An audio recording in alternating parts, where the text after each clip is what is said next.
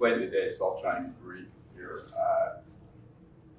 It's interesting to me, we talk about artificial intelligence. I think everybody in the room would stipulate that that's a branding term.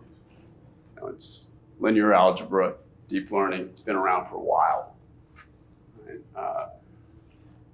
Is it getting faster and faster and better? Absolutely. I mean, look at the latest NVIDIA chip, you know, the B200. I believe that's can compact what at the time we built in Cheyenne, Wyoming was the most sophisticated and arguably still is today data center in the world, arguably. It's a tier 4 facility into a chip about yay big, weighs about 70 pounds, doing incredible software on it.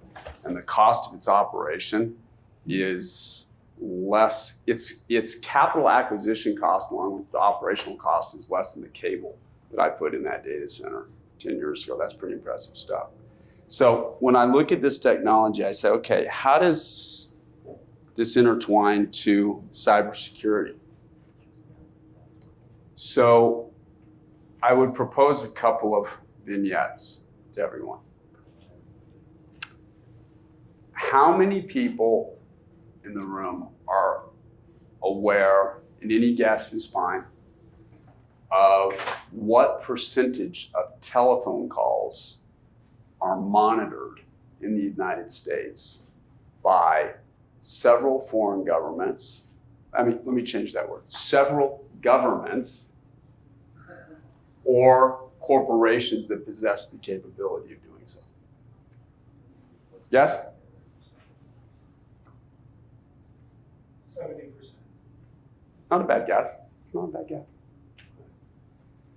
It's either 5 nines or 7 nines.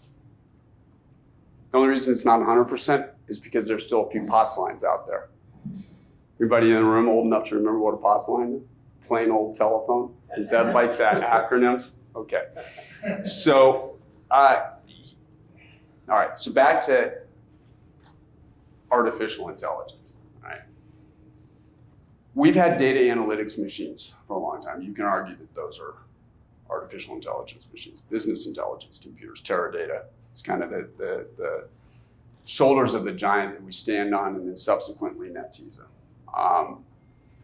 There are foreign entities, government entities, that possess those devices and have for years that can take your voice, convert it to text, easily compress that information, and then farm the analytics data with predictive analytics, AI, and determine what our patterns are going to be. All right. This includes our children.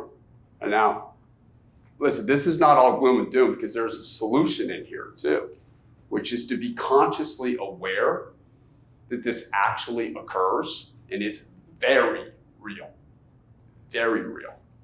But there's also a way around it. Make sure phone calls are encrypted. That's not hard. I mean, I have some bias here. Use Signal. I mean, that's a great way to stop that from happening. It's not hard, right? So, you know, you look at another example of artificial intelligence that, to me, and I'm going to choose my words also here carefully. This should not be construed as an automatic pejorative. I'm a firm believer in principles over personalities or politics. So I don't want this to be construed as a political statement in any way. It's a principled one. TikTok is an amazing piece of software, whether you like it or don't like it. The back end of TikTok and what has been done from an AI standpoint is remarkable in how it's targeted, even to the exact location within a few feet that someone is at, where someone is at. If we were all to go on a field trip today to Beijing, where I spent a significant amount of time, and watch how it's used there, targeted, versus how it's used here, targeted, is remarkable. Remarkable. And then the amount of information that it's farming and storing on everybody who uses it in the same way that telephone calls are listened to. So, you know, there's solutions to this. I'm a firm believer in the principled statement, the sovereignty of the individual. You know, protect your privacy isn't as hard as people think it is. People say privacy's gone. There's certain things, certainly we're on candid camera every time we walk down the street. That happened in London years ago. I get that. There's no notion of privacy when we're in public, but if I'm talking to any of my friends in the room, I should expect with a few pieces of technology that are readily available, we should be able to talk to each other without being listened to. So it's a fascinating topic, and it's certainly evolving at a fast pace. Historically, I would conclude with this thought. I've been doing this for a while, since I was about to install. So 43 years. Started slinging code when I was about that tall. Every time there is a exponential, I think would be the right term. We can mathematically quantify what geometric is, but really exponential leap. It seems to scare everybody. I can remember when Lotus 1-2-3 came out, and everybody thought, everybody in the accounting department, what's about? Oh my God, those graphs I'm doing on paper. The world was going to come down. I just see this moving at a faster and faster pace. And we and the people in this room, and birthdays are irrelevant. Well, how about this? Birthdays are inevitable. Aging is a choice. It's our job to stay ahead of the curve as human beings. Because if we're not ahead of the curve, we're behind the curve by default. So I see all of this stuff as just, it's pretty cool. And used correctly, and understanding how it works, and having a conscious awareness of where we are in it, it can be used in a good manner. So those are my off-the-cuff thoughts. Ed, thank you for having me. If you have any questions, happy to try and answer them.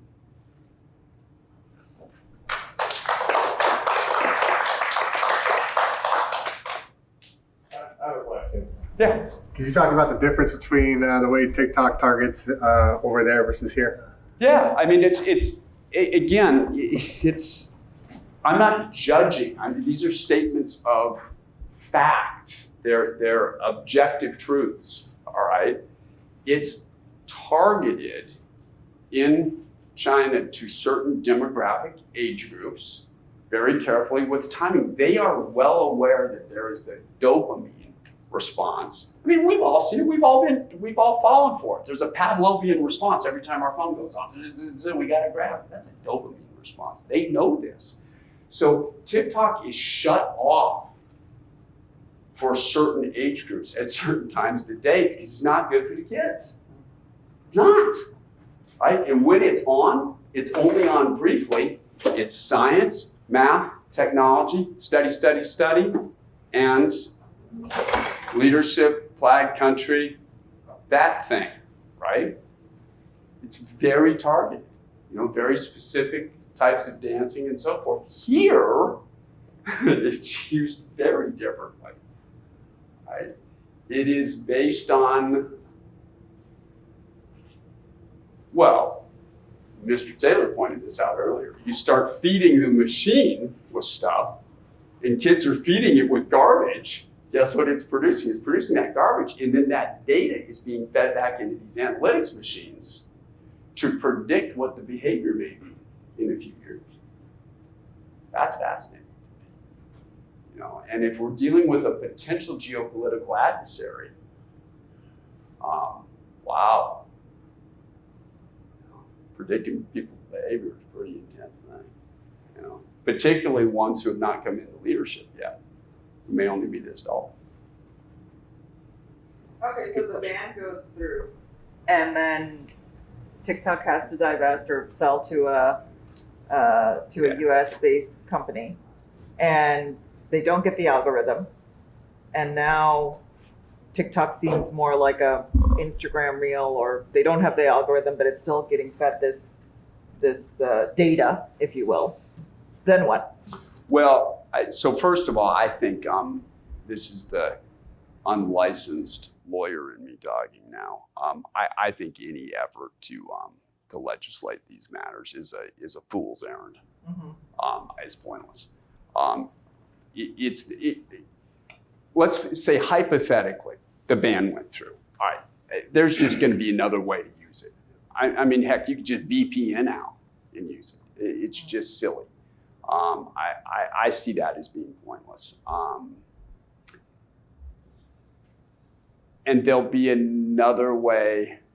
I mean, think about the complexity of trying to write a body of law to stop that algorithm. So we write a new, better algorithm. I mean, it's just, I remember the day when, it wasn't that long ago, remember canned spam? Okay, how well that work? Not so well, all right? Or I was advising, he's a friend of mine, a former head of state here on internet gambling. All right, he was adamant, internet gambling. They're gonna move the servers to Belize. So, yeah, and I'm not an advocate of banning it anyway. I am an advocate of making people aware of how it works. And, you know, I'm a little bit old school on this. Most people in this room are parents. We need to be parents, you know, find what our kids are doing and lead by example ourselves. More of a philosophical thought.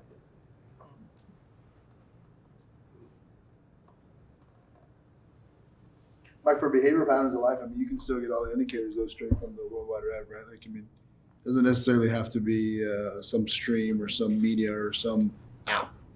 I mean, they can write the pages, the dark pages. I mean, are They can, but when the dopamine response is impacted and the almost near real time analytics is garnered, you know, we used to call it just-in-time analytics, but now we're talking literally milliseconds, and then the ability to process that through AI systems with kids who are not fully developed yet. I mean, their brains have not fully developed neuroplasticity yet.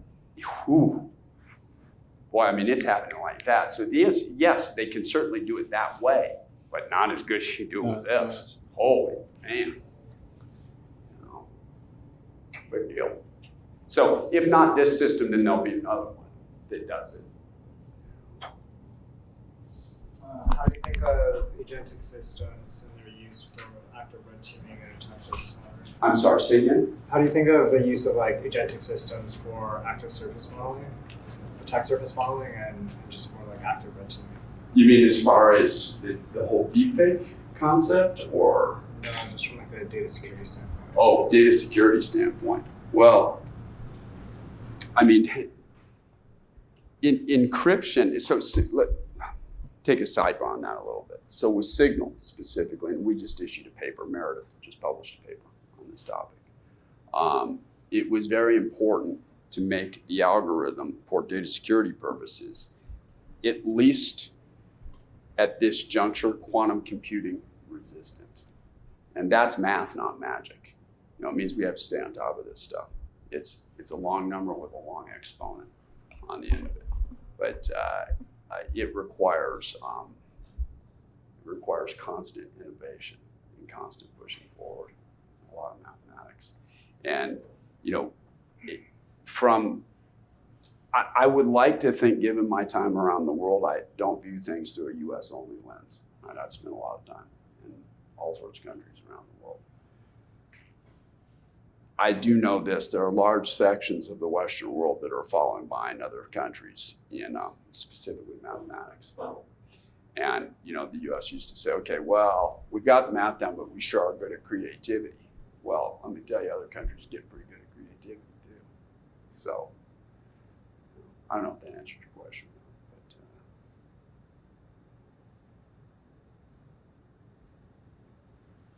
Thank you, Michael. Really appreciate it. Thank you for your time.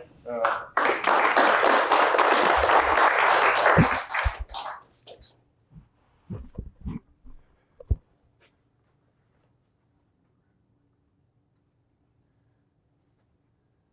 So up next on the agenda, Dipali. Dipali, do you have any slides? Okay, all right. By the way, one of our huge satellites is compromised by advanced persistent threat. Do you want to just email them to me? Yeah. Yeah, edit and tell us. Yeah. Edit and tell us.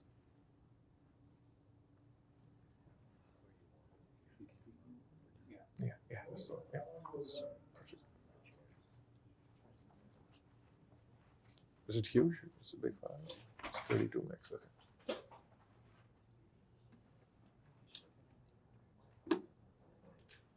Oh, is it what? Do you want to do airdrop? We'll do your job. Yeah, let's try and do airdrop.